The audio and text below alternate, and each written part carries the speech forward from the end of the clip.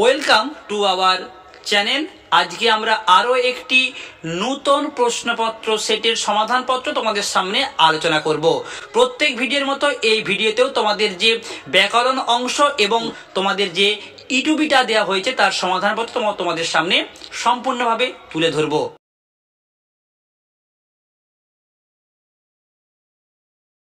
আসছি সরাসরি প্রশ্নতে। প্রথম প্রশ্ন 2.4.1 কৌশলে কাজটি করবে চিহ্নিত পদটি কি জাতীয় করণ লেখো। অত্যন্ত একটি আনকমন প্রশ্ন। এই ধরনের প্রশ্ন এবিটিতে আমরা কিন্তু খুব একটা দেখতে পাইনি। যাই হোক, তোমাদের এই প্রশ্নের উত্তরটি হবে কৌশলে উপায়াত্মক করণ। পরের প্রশ্ন বিভক্তি ও নির্দেশকের মধ্যে পার্থক্য লেখো। একটি, তোমরা বলবে বিভক্তি বর্ণ বা বর্ণগুচ্ছ আর নির্দেশক প্রত্যয়। পরের প্রশ্ন তেপান্তর পদটির ব্যাসবাক্য সহ সমাসের নাম লেখো। তেপান্তরের ব্যাসবাক্য হবে তিনটি প্রান্তরের সমাহার, এটি দ্বিগু সমাস। পরের প্রশ্ন নগরীর সমীপে, নগরীর সমীপে হবে উপনগর, নগরীর সমীপে হবে উপনগর, এটি অব্যয়ীভাব সমাস। পরের প্রশ্ন সাধারণত কোন বাক্যে সাপেক্ষ শব্দজোড় ব্যবহৃত হয়। এটি উত্তর হবে জটিল বাক্যে। তোমরা একটা উদাহরণ দিবে, তুমি যদি আসো তবেই আমি যাব। এক্ষেত্রে তোমাদের জানিয়ে দিই যে সাপেক্ষ শব্দজোড় কাকে বলে। যেসব অব্যয় বাক্যে ব্যবহারের সময় একে অপরের উপর নির্ভরশীল, সেই সব অব্যয়কে সাপেক্ষ শব্দজোড় বলে।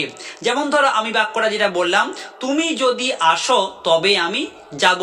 এখানে যদি আর তবে, তার মানে তুমি যদি আসো, তুমি আসলেই আমি যাব, অর্থাৎ একটি আরেকটির উপর নির্ভরশীল।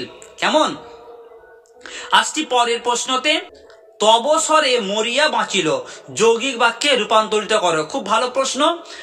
তবসরে মরিল এবং বাঁচিল। পরের প্রশ্ন বাক্য নির্মাণের শর্ত কি কি। এই প্রশ্নটা আমরা এবিটি এর টেস্ট পেপারের প্রত্যেকটা পেজেতেই পেয়েছিলাম যে বাক্য নির্মাণের শর্ত কয়টি ও কি কি।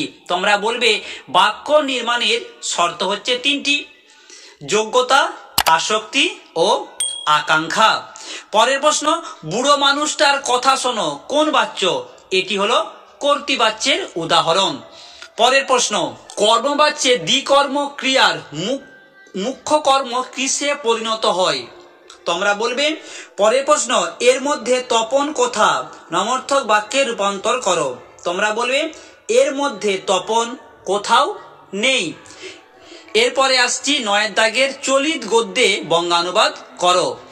Discipline is one of great importance student life.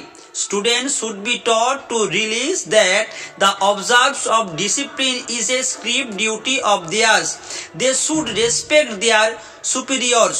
They should also cultivate the habit of punctuality and good manners.